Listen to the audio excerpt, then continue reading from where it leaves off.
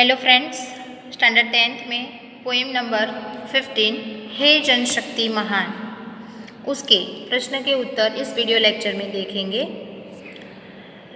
हे जनशक्ति महान में जन माने कि मनुष्य को किस प्रकार महान बताया गया है, ये पोएम के द्वारा हमें मालूम पड़ता है। क्योंकि मनुष्य अपनी खूबी को भूल गया है, अपने में कितना टैलेंट है वो भी उन्हें मालूम है, लेकिन वो याद दिलाना पड़ता है। इस पोएम में यही बताया गया है। प्रश्न, कवि ने मजदूर एवं किसान को क्या प्रेरणा दी है? तो किसान और मजदूर अपनी मेहनत से खेतों में अन्न उपजाते हैं और कल कारखानों में तरह तरह की वस्तुओं का निर्माण करते हैं। किसान का काम क्या है? खेती करना, अनाज उगाना, और उस अनाज के द्वारा हम भिन्न भिन्न जो चीज़ें बनती हैं उनको अपने भोजन के लिए इस्तेमाल करते हैं।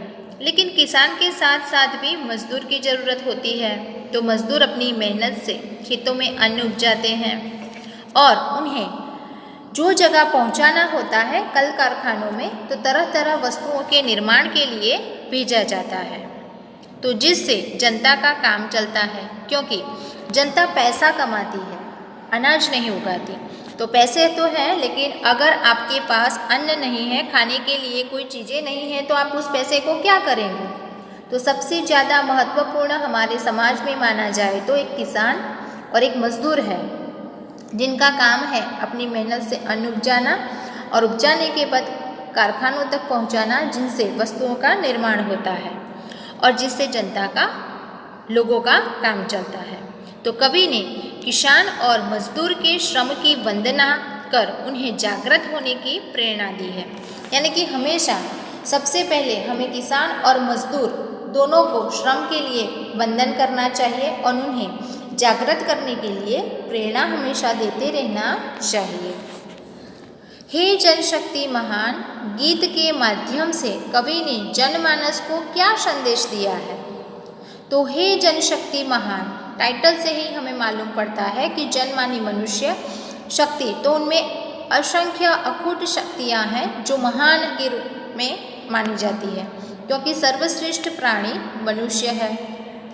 गीत के माध्यम से कवि ने जनमानस को जगाने को और दूसरों में जागरूकता पैदा करने का संदेश दिया है।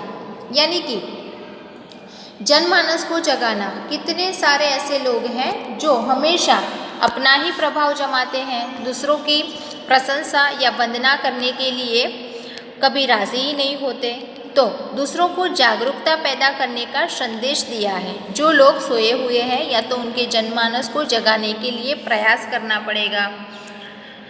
वे पृथ्वी पर ऐसी दुनिया का निर्माण करना चाहते हैं जिसमें लोग सुख सुविधा के साथ शांतिपूर्ण ढंग से रह सके।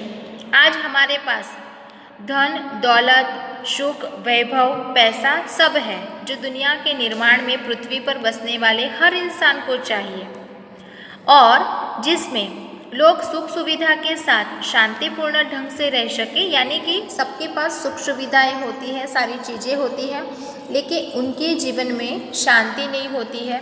तो शांतिपूर्ण ढंग से रहने के लिए कहा गया है, वे लोगों में समानता की भावना का प्रसार करना चाहते हैं। यानी कि मनुष्य मनुष्य का दुश्मन न बने, एक दूसरे में समानता का भाव हो और उस भावना के साथ लोग शांतिपूर्ण ढंग से रहे।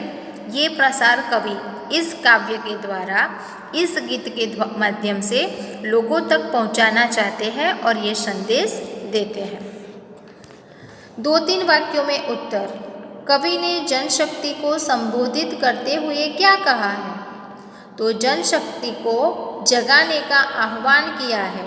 जो जनशक्ति सो गई है या तो फिर उसको जगाने का प्रयास करना है, इसको संबोधित करते हुए आह्वान किया है कवि ने इस पोएम के द्वारा। जनशक्ति महान और मनुष्य को, या तो जनमानस को संबोधित किया है और आह्वान किया है। उन्होंने जनशक्ति को संबोधित करते हुए कहा है कि खुद जागृत हो जाएं और दूसरों को भी जागरूक करें। जागृत होना मतलब अपने लिए जागृत होना, और दूसरों को भी जागरूक करना, क्योंकि कई सारे ऐसे लोग होते हैं जो अभी भी इतने फास्ट लाइफ में भी जागृत नहीं हैं, ताकि लोगों में चेतना पैदा की जा सके और पृथ्वी पर नए स्वर्ग की रचना हो तथा लोग उसमें सुख शांति से रहे। यानी कि अभी भी ऐसे लोग हैं पृथ्वी पर, ऐसा भी है कि नर्क जैसा लगता है, लेकिन उसको स्वर्ग की रचना करने के लिए या तो लोग उसमें सुख शांति से रहे, इसलिए एक दूसरे को सपोर्ट करना है, समानता का भाव रखना है, लोगों को जागरूक करना है, और इस प्रकार कवि हमें संबोधित करते हैं। हम नवयुग के अग्रदूत कैसे बन सकते हैं? तो हम लोगों के दिलों से असंतोष की भावना दूर करके उसमें संतोष के भाव पैदा करें। आजकल मनुष्य को देखा जाए तो किसी भी बात से वो संतुष्ट नहीं है। कहने का मतलब तात्पर्य यह है कि कहीं भी जाओ, पैसा कमाने की चीज़ हो या अपने वैभव की कोई चीज़ हो, जितनी आपके पास आएगी उतना ही उसमें असंतोष का भाव रहेगा कि मुझे ये नहीं, ये चाहिए, ये मेरे पास नहीं है, इससे बेस्ट मुझे चाहिए। तो ये असंतोष की भावना है, तो वो संतुष्ट करना है, वो भाव को संतोष में बदलना है।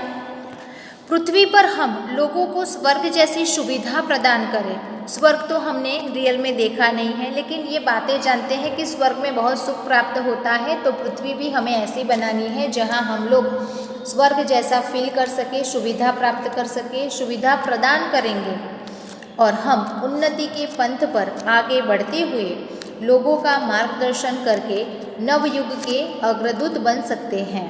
तो हमेशा उन्नति के पथ पर चलना है, आगे बढ़ना है और लोगों को मार्गदर्शन भी देना है, उनको सही रास्ता बताना है, और सही रास्ता बताने के बाद ही नवयुग के अग्रदूत बन सकते हैं। यानी कि हम एक नई शुरुआत कर सकते हैं, लोगों को प्रेरणा दे सकते हैं, और अग्रदूत माने कि सबसे आगे रहना, तो सबसे आगे रहकर ये काम करना है। तो इस प्रकार ही जनशक्ति महान गीत के द्वारा लोगों को जगाना, लोगों की भावना को बदलना और नवयुग के निर्माण के लिए अग्रदूत बनना, ये हमें संदेश दिया गया है। Okay, thank you.